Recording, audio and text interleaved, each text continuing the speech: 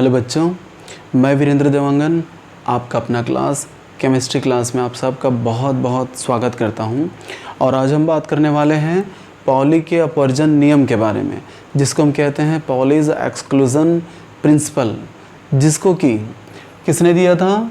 Wolfgang poly ने दिया था, 1925 में दिया था।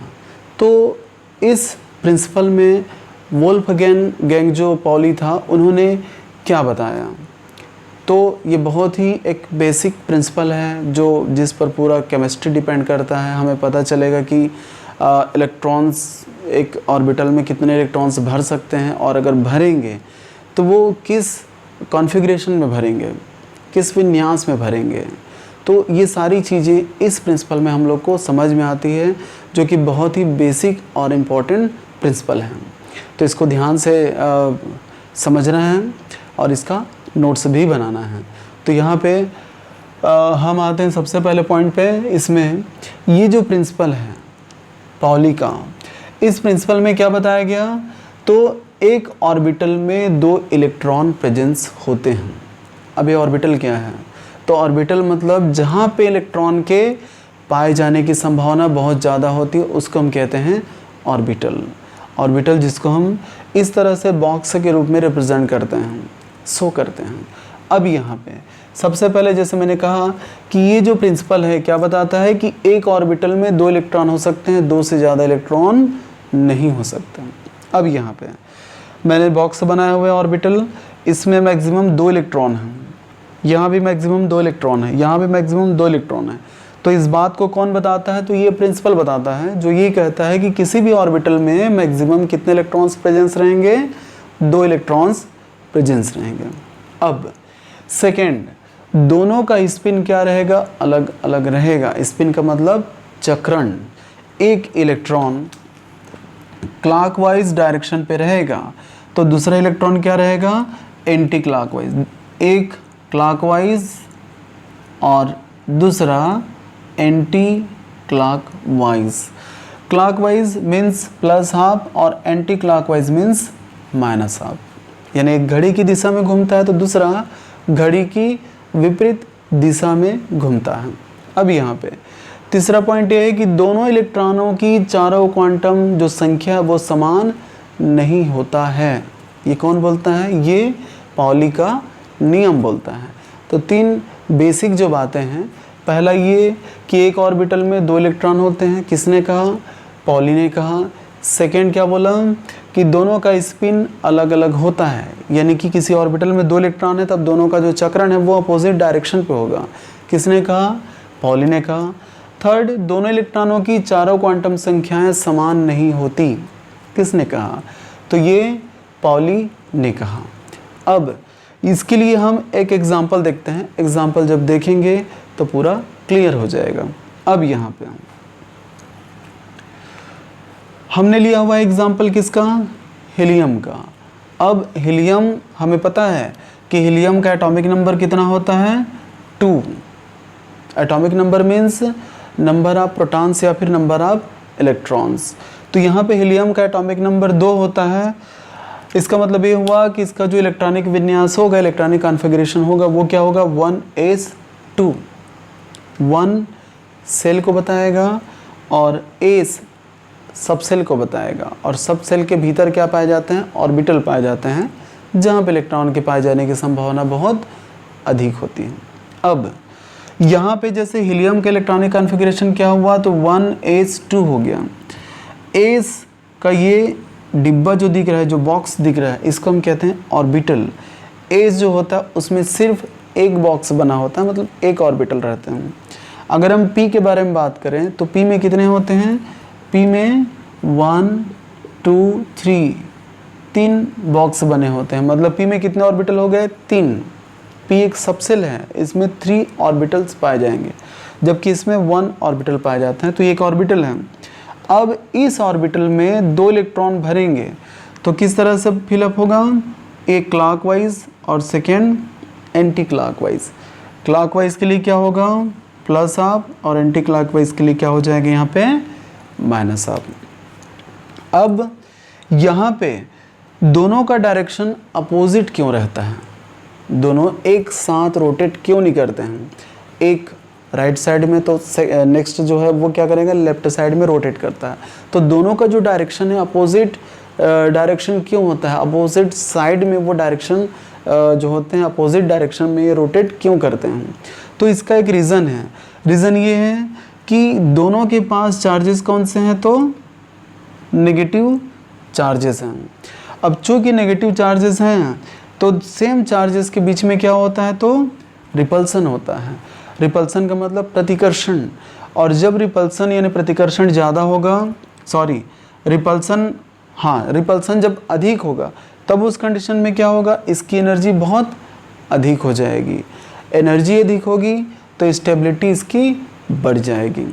इसलिए दोनों इलेक्ट्रॉन्स क्या करेंगे? एक दूसरे के अपोजिट डायरेक्शन में रोटेट करते हैं ताकि एक दूसरे के बीच में एक दूरी बनी रहे, ताकि प्रतिकर्षण जो है या रिपल्सन जो है वो कम से कम हो।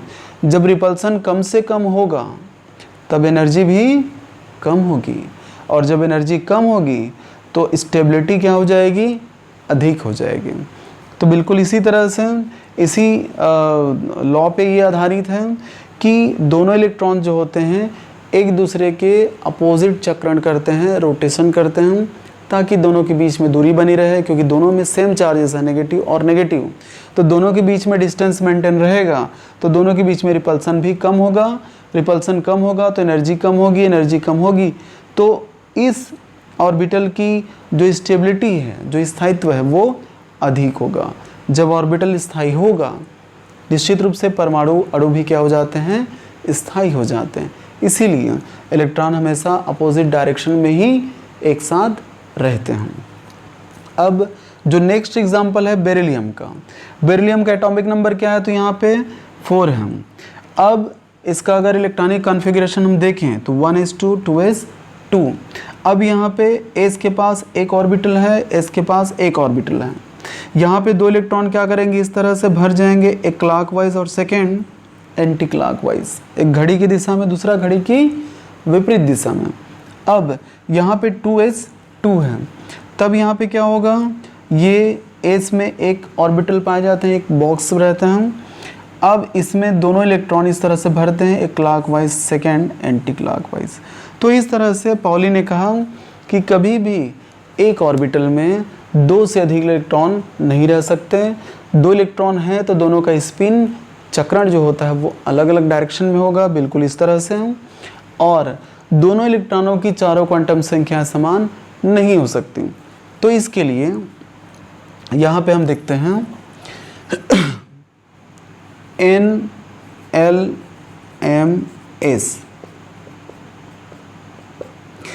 हम अगर ये दोनों इलेक्ट्रॉन के लिए NLMS निकालें इन दोनों इलेक्ट्रॉन्स के लिए, तो N किसको बताएगा?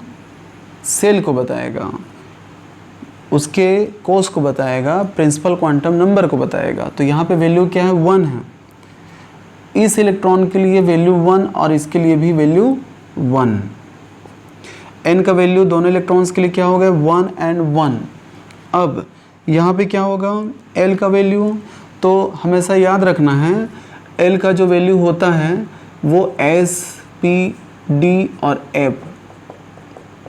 S के लिए 0, P के लिए 1, D के लिए 2, F के लिए 3 होता है। तो यहाँ पे हमारे पास क्या है? S है। अब S के लिए वैल्यू क्या हो जाएगा? 0। तो 0 0। अब अगर L का वैल्यू 0 है तो M का वैल्यू भी क्या होगा? 0 होगा, क्योंकि M का वैल्यू इसी पे डिपेंड रहता है, L पे। अब यहाँ पे S का वैल्यू क्या है? तो एक का प्लस हाफ है और दूसरे का क्या है? माइनस हाफ है। तो plus half and minus half. तो हम देख रहे हैं यहाँ पे ये दोनों वैल्यू सेम है, ठीक है। ये दोनों इलेक्ट्रॉन के लिए दोनों वैल्यू सेम है। किसका? N का। L का वैल्यू सेम है, M का वैल्यू भी सेम है, लेकिन क्या S का वैल्यू यहाँ पे सेम है? नहीं। एक का प्लस हाफ है तो दूसरे का क्या है? माइनस हाफ है। तो इसीलिए कहा गया कि दोनों इलेक्ट्रॉन्स की, किसी ऑर्बिटल में अगर दो इलेक्ट्रॉन्स हैं तो दोनों इलेक्ट्रॉनों की चारों क्वांटम नंबर समान नहीं होती है। इसका मतलब साफ है कि किसी भी ऑर्बिटल में 2 इलेक्ट्रॉन है तो उसका चक्रण हमेशा एक दूसरे के अपोजिट डायरेक्शन पे होता है, एक क्लॉकवाइज तो सेकेंड एंटी क्लॉकवाइज। तो ये पॉली ने दिया था। ये जो पॉलीज एक्सक्लूजन प्रिंसिपल जो होता है उसको हम 2n² रूल भी कह सकते हैं। तो यहाँ पे क्या होगा, 2n², n किसको बताएगा, प्रिंसिपल क्वांटम नंबर को बताएगा। n का वैल्यू जो होता है 1 2 3 4 होते हैं। तो यहाँ पे यदि हम वैल्यू रखते हैं 1 तो यहाँ पे वैल्यू क्या मिलेगा 2। अगर हम n की जगह में 2 का वैल्यू रखते हैं, यानी दूसरे सेल के बारे में बात करें, दूसरे कोष के बारे में बात करें, तो यहाँ पे अगर 2 रखते हैं तो वैल्यू कितना मिलेगा 8। तो पहले कोष में कितने इलेक्ट्रॉन्स मिलेंगे 2, और दूसरे कोष में कितने इलेक्ट्रॉन्स मिलेंगे 8। और यदि हम थर्ड सेल के बारे में बात करें तो थर्ड सेल में कितने इलेक्ट्रॉन्स होते हैं 18, जिसको कि हम m कहते हैं। और अगर फोर्थ सेल के बारे में बात करें तो यहाँ पे क्या हो जाएगा, जिसको कि हम n कहते हैं, n यानी कि यहाँ पे 32 इलेक्ट्रॉन्स प्रेजेंस रहेंगे। यानी कि जब हम न्यूक्लियस से बाहर निकलेंगे तो चारों तरफ हमें सेल मिलेगा।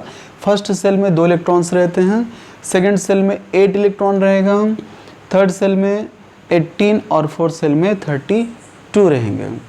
ठीक है, तो यहाँ पे सिर्फ S पाया जाता है, यहाँ पे S P पाया जाता है, यहाँ पे S P D पाया जाता है, और यहाँ पे S P D and F पाया जाता है। तो ये सारी चीज़ों के लिए बहुत सारे और भी मेरे वीडियोज़ हैं, आप लोग देखिएगा, बार बार देखिएगा, आप लोग का जो कंसेप्ट है पूरी तरह से क्लियर हो जाएगा। जब बेस क्लियर होगा तो निश्चित रूप से स्कोरिंग ज़बरदस्त आएगा। तो इसलिए बच्चों अच्छे से आप लोग पढ़ाई कीजिए, नोट्स बनाइए, और बिल्कुल भी किसी भी वीडियो को मिस नहीं करना है। और जब भी वीडियो देखते हैं तो आप लोग बिल्कुल मेरे सारे वीडियोज़ आप लोग लाइक कीजिए, शेयर कीजिए, सब्सक्राइब कीजिए, ताकि हम ज़्यादा से ज़्यादा बच्चों तक के पहुंच सकें। तो अगले वीडियो में हम फिर मिलेंगे, तब तक के लिए आप सभी को good luck, take care, thank you.